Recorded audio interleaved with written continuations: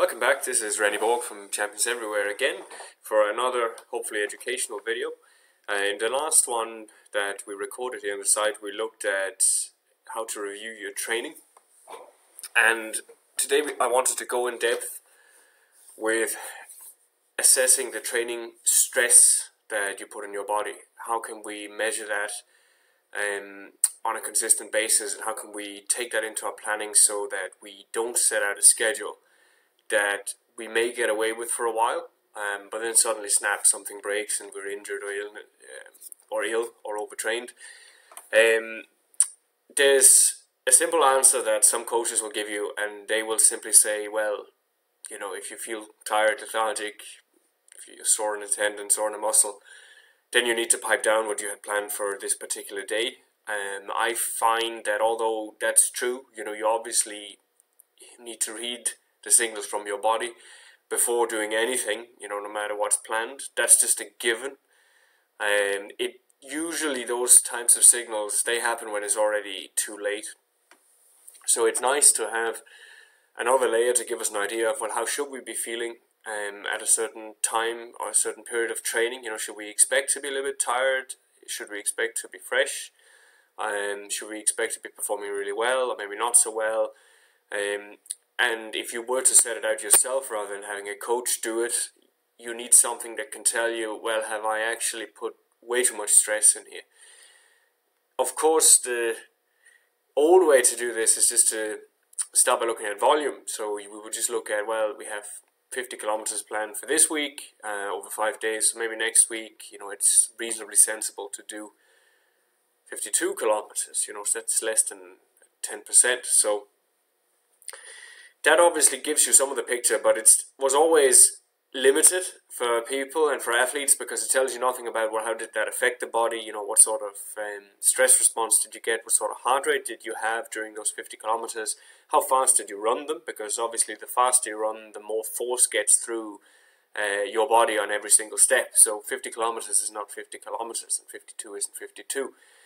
So there were many solutions over time for that, and some we've used here in Champions Everywhere. And one that I first read about in Timothy Noakes' The Law of Running was to use workload. And workload was a very simple metric where you just multiplied your subjective feeling of how tough a workout was from 1 to 10. So 10 would, for instance, be all out. 1 would be super easy, by the amount of minutes that you were running. So let's say if you're running for 30 minutes at an intensity that felt like a 5 out of 10, then that would be 5 times 30, so 150. And that would be the number. I always felt that although that's a better indicator, and it certainly is very useful for the coach, because as the coach I can see, well, he handles about 1,500 workload per week safely. And I'm looking that way both on intensity then and duration. It's still subjective. It's still just a mathematical number that lacks a lot of, what could you say, touch base with reality. So it can very easily become a number that doesn't actually reflect what happens, especially if your subjective sense of how hard something is consistently off.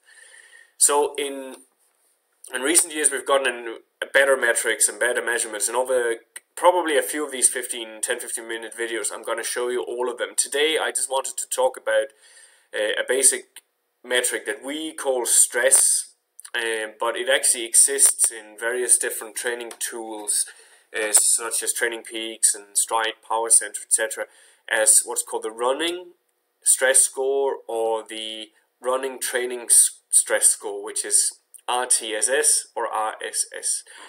Some of you who've been watching my videos before know that I kind of have a problem with 3-letter acronyms, but all acronyms, because I find it's very difficult to send a document to someone or to have a conversation with someone, whether it be on email or through a medium like this where I'm talking to an unknown audience, or on the phone with a client, and you're flinging around all of these 3-letter acronyms. Yeah, you know, your LT is this, yeah, and yesterday I could see in your workout that you had a TSS of 48.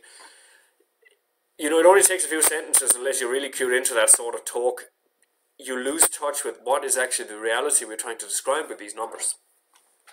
So what I want to do in this video is I'm going to just go in a little bit of depth with the stress score, which is kind of like the TSS and the RSS. what it means, why it's actually a real number that we can use, what you can see from it. And then I'll kind of use that as a platform for the next video, where we're going to look into, well, how can you actually use the stress score to measure what's your fitness at the moment, what's your level of fatigue at the moment, and how fresh should you expect to be. And we have a whole manual, an ebook that we give to all our clients when they sign up for a training plan with us. I can just give you a quick glimpse here. You should be able to see that there, which we call Stress, Fatigue, Fitness and Freshness. And it explains all of these four together. So obviously a lot of text, so I'm going to try and put graphs as well. But I'll try and do it in slightly different terms, so you don't need this PDF to read through it. But if it's something you want to explore further, or if you have one of our plans, then obviously make sure you look at the plan and take the time to read through the PDF to go with this particular video here. Now, if I go back, because you can see I've had my dummy training plan in the background, that for those of you who saw my review your training video last week, you would have seen this already, which is a dummy plan that's 4 weeks filled out at the moment. And you can see that down here in the corner, I'll just zoom in here for everyone's benefit. Apart from all of the many kind of well-known descriptions that you would have of a workout you've been given, such as an easy run for general endurance, that's our taxonomy there for GE, 22 minutes at easy effort, heart rate, RPE, power, etc., etc. We have this stress score in the middle of the red. So stress 22. Okay, so this is a little bit like workload 150. What the hell does that mean?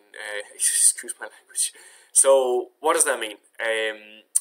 I mentioned in the last video that really, if you take the number 100, 100 would be how stressful it would be if you ran for 1 hour all out. So if you were a good competitive club runner, you would probably run a 10 mile in about that time span. So that means that your 10 mile pace would be run for an hour. The race duration would be 100. But of course, if you're a faster runner than that, there's some people who run a half marathon in an hour, then it would be that. And of course, for a lot of people, the majority of people, in fact, it's slower than 10 mile pace, that whatever it is you can hold for an hour. For some people, it could be your 10k pace.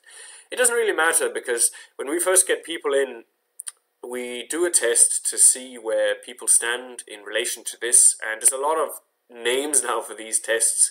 We used to call it the maximum steady state test, and maximum steady state is just a term we took from Arthur Lydiard, and he basically used your kind of best effort for an hour as a gauge that you could adjust everything else in your training for, and he called that your maximum steady state. And today then, there's something called functional threshold pace, which is very, very similar to lactate threshold, anaerobic threshold, and it's about, again, that the best effort you can hold for an hour. And then recently, Stride, who produced the first line of power meters for running, they call it the critical power level. But it's all the same, really.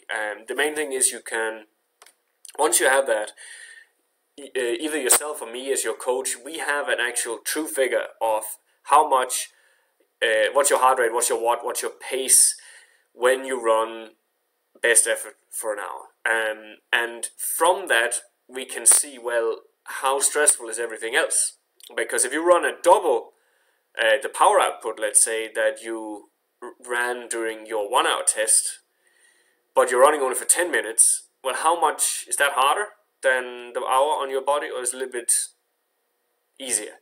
So we can calculate all that. And obviously, even that number, that's a good number, because it describes this as something real. It's related to a proportion of a known effort. So what this number would mean, like 22, you could say in a way, is it's like 22% of the best effort you could do for an hour. So if I go out on this day and say, I'm going to do this easy run, well, it'll only fatigue me about a fourth of if I went out and I did an hour race all out.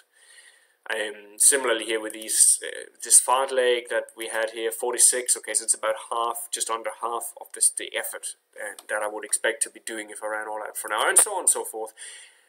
But that's not even what you have to think about every day. That you just kind of make a note of that. And what we do as coaches when we put it together in the plan is we actually look at it here at the bottom, the total stress. So I can see that in week 1 it was 180. In week 2 it was 173. You know, normally that would go up, but there was actually a reason for putting it down a little bit there for me. Then it's up again, and then you can see here it progresses again. At the same time, normal kind of planning measurements, if you want, like how much time I'm spending on my feet, 2 hours 46, 2 hours 44, 2 hours 51, 3 hours 10. We can still measure that, you know, and we also measure how much of the weekly effort is easy in percent and how much is moderate to hard, because we believe in the 80-20 principle. So 80% of the running you do, 4 minutes out of every 5 minutes should be easy, and the other 1 minute out of the 5, or the other 20%, they are then dedicated to moderate to easy. That tends to give the best result for most people. So we have all of those standard things in our planning, but it's really the stress I look for as a coach when I see, well, am I progressing this plan a little bit too aggressively? And I also compare the workouts as we move ahead, because I put in here a crazy workout just to show you how it could go long. Right? So I had, next week I want to do this 5 kilometers at steady pace on something we call the Miners Road, so that gives me a stress effort of 37. Now if I went straight out and say I'm going to do the 10k version of that, actually for a slightly different course but very similar, called Green Gapways, I'm going to do that the week after. You see suddenly the stress score moves up to 73, so that's double. And you wouldn't need to be a coach to say, well, that's probably going to lead to problems, right? So that way you can very intelligently progress to, as I'm trying to remember who was the coach who said that, I actually forget now, I think it's Steve Magnus, that you always look for the next logical step. You know, if you're running 4 kilometers hard intervals in week 1, then the next logical step is not to double that. You know, it's just obvious. You know, it might not even be 5 kilometers, maybe it's 4.5. But it's a fail-safe. Once we have an understanding of what this stress score means, then we can go and start using it. Because once you say, well, actually, this is not a bullshit, man. I need to watch my language. I don't know what YouTube's what their censorship rules are. But anyway, it's not a silly metric that means nothing. You know, it's a random number. It means something real. Once you buy into that, then you can really start using it in something called a PMT, which is a performance management table. That's actually a 3-letter acronym. I'm trying to find a better name.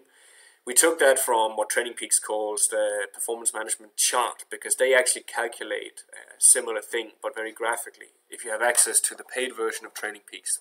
Now, I wanted to give our athletes who are already paying us their fee access to something that I could build myself, which I will go into in the next video, because you will actually be able to see here that once I look at, well, what has been my stress in the last week and what has been my stress in the last 6 weeks, I can start to look at, well, how fresh am I on any given day? And that's when this gets really useful. For the parents, they're really useful, you know, like Thomas the Tank Engine. You know, I see too much of that at the moment. But anyway, so we have these minuses in red. That means that you're expected to be tired, right? So that will affect the sort of decision making and the sort of evaluation you can do on the day. It will allow you not to panic when you might be panicking. But I won't go in depth for that, because I want to dedicate a full video to looking through that, because it's an area where there's so many mistakes made, and where having this little metric can really work. Now, if you don't want to use us for whatever reason, or if you want to do this on your own, you can get the stress score by using something like a Stride Power Center if you own a power meter, or you can just use Training Peaks and look at their running training stress score metric. So you just need to fill it out like I showed in the previous video to see, well, what's the stress of the workout you've planned, what's the stress that is actually happening, that you go in once you've completed, and that way you can make sure that you're always progressing it logically.